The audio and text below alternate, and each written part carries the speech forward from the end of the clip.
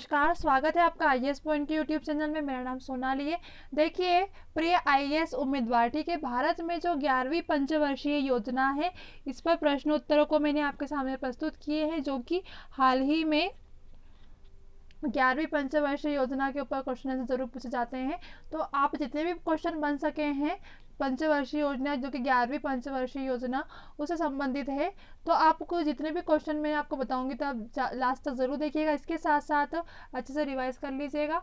सिर्फ इसमें यही चीज़ें इंपॉर्टेंट है कि किस लिए यह योजना शुरू की गई, इसका उद्देश्य क्या था और यह कितनी प्रतिशत सफल रही है, ये चीज़ें ही अक्सर पूछी जाती है।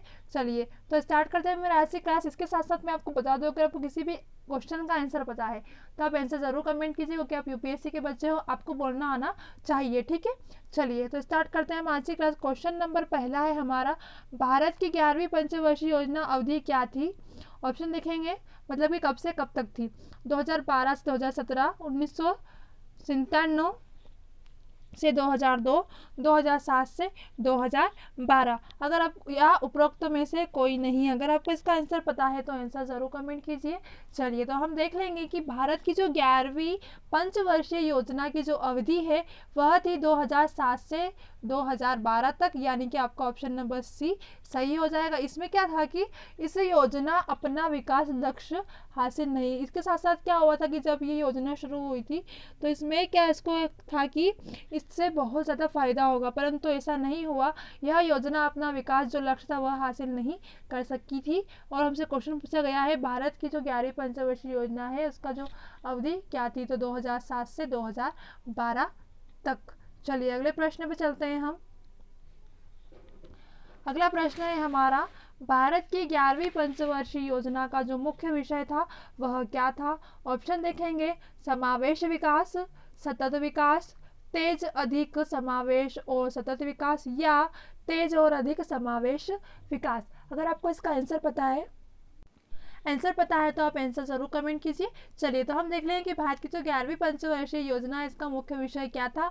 तो भारत की 11वीं पंचवर्षीय योजना का जो मुख्य विषय था वह था तेज और अधिक समावेश विकास। मैंने आपको क्वेश्चन नंबर पहले में बताया था कि इसका क्या लक्ष्य था, बहुत विकास करना, परंतु क्या हुआ, ये अपने लक्ष्य को निर्धारित, मतलब जो लक्ष्य था उसको हासिल नहीं कर पाई। तो इसका जो 11वीं पंचवर्षीय का जो मुख्य विषय था वह क्या था, तेज और अधिक समावेश विकास, यानी कि ऑप्शन नंबर डी आपका सही हो जाएगा। चलिए अगले प्रश्न पे चलते हैं हम। अगला प्रश्न है हमारा, भारत की 11वीं पंचवर्षीय योजना किसने तैयार की। ऑप्शन देखेंगे, मोंटेक-सिंह, ऑप्शन नंबर बी है आपका C Rangarajan, option number C है आपका के कस्तूरी रंजन, ऑप्शन नंबर डी आपका रघुरामन रंजन। ठीक है, देखो सभी के पीछे रंजन लिखा हुआ है, कंफ्यूज तो होगा ही सही। चलिए तो हम देख लेंगे कि जो भारत की 11वीं पंचवर्षीय योजना है उसके प्रख्यात अर्थशास्त्री श्री के कस्तूरीरंजन है।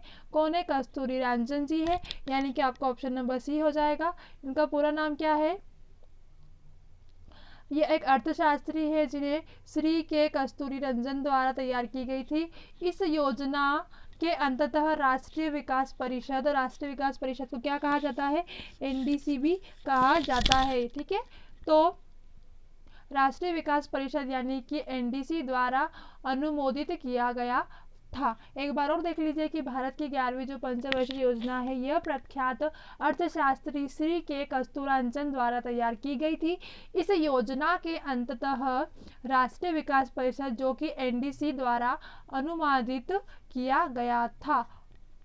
ठीक है, हमसे क्वेश्चन पूछा गया है कि पंचवर्षीय योजना की जो तैयार की थी किसने की थी, तो के कस्तूरीरंजन जी ने तैयार की थी।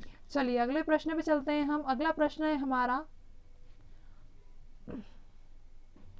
भारत की 11वीं पंचवर्षीय योजना का जो विकास लक्ष्य क्या था।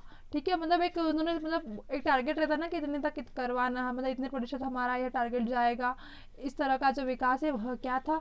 ऑप्शन देखेंगे 8.1%, ऑप्शन नंबर बी है आपका 7.5%, ऑप्शन नंबर सी है 8.5%, या ऑप्शन नंबर डी है आपका 9.1%।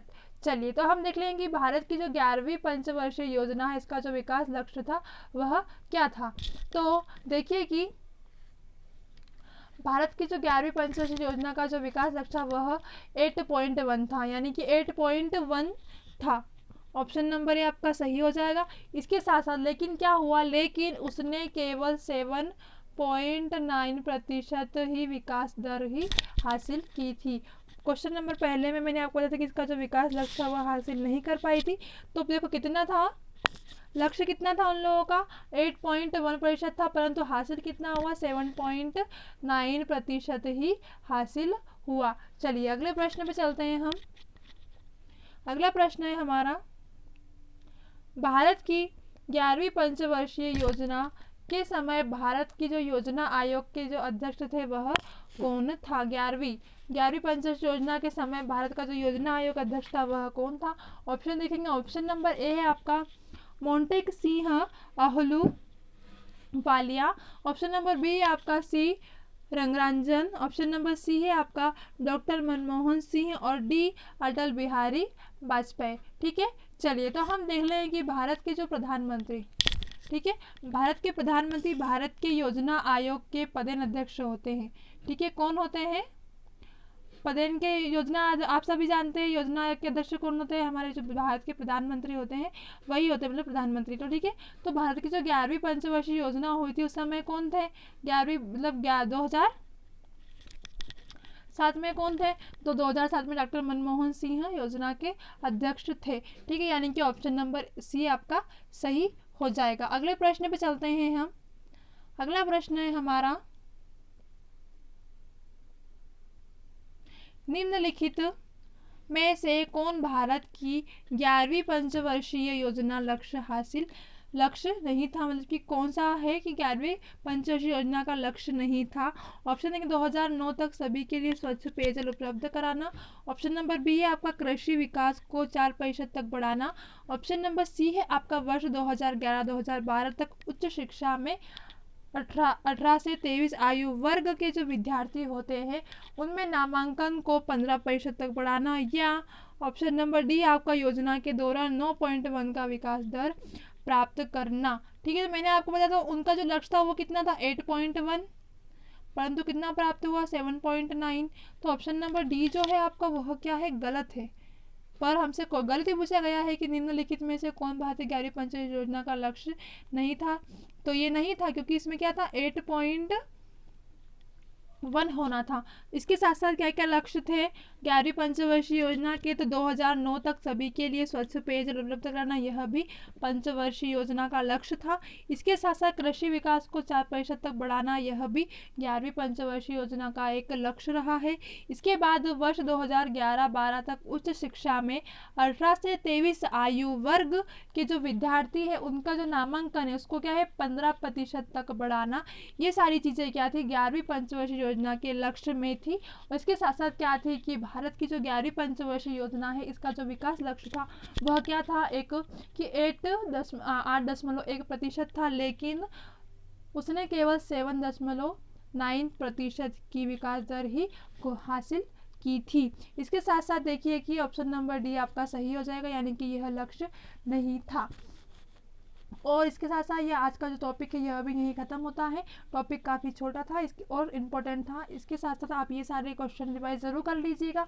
मिलते हैं हमारी अगली क्लास में। अगर किसी भी क्वेश्चन से आपको अगर कुछ भी पूछना हो तो आप कमेंट बॉक्स में हमसे पूछ सकते हैं, आपको उस क्वेश्चन का आंसर ज़रूर मिलेगा। इसके साथ साथ आप अगर किसी भी क्वेश्चन के अगर आंसर पता होते तो आप आंसर कमेंट ज़रूर कीजिए, क्योंकि आप जो भी चीज़ें लिख देते हैं वो आप कभी नहीं भूलते। चलिए मिलते हैं हमारी अगली क्लास में।